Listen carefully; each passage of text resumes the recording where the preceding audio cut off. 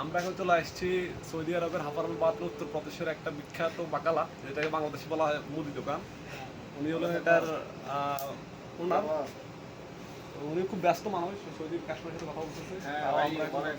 আচ্ছা বলেন, আপনার কি অবস্থা, কেমন আছেন? আলহামদুলিল্লাহ, আপনার কি অবস্থা, ভালো আছেন? আলহামদুলিল্লাহ আমি ভালো আছি। আপনি কিরকম দোকানপাট কেমন করতেছেন, কেমন চলতেছে, দিনকাল কেমন যায়?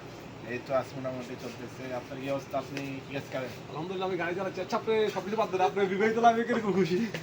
বিভিন্ন লাভের কথা বলা হচ্ছে না, কল্যাণে বুঝে না কেটে না, আমার তো বুঝতেন না। আমার থেকে ভালো ওনারে বুঝবো, ওনারে আমার ধরা যা আছে না কোনো অর্থ। আপনি কিছু বলেন। আমার তো ভাই কিছু বলার নাই, আমি একটা বিপদে আছি ভাই। বিপদ বলেন, সমস্যা আপনি কোথায়? বিয়ে হতে পারছেন না? বিপদ বলতে সৌদি আরবে আইসি ভাই 600 টাকা বেতনে। এখন তো ভাই বাইরে কাম কাজ নাই, খুব বিপদে আছি। যাক, আমরা সবাই মিলে ওনার জন্য দোয়া করি, আল্লাহ ওনাকে ভালো একটা উত্তম ফয়সালা করে দেখ, ভালো বেতন চাকরি করে দেখ, এমনকি উনি খুব শীঘ্রই যেন দেশে বইয়ের কাছে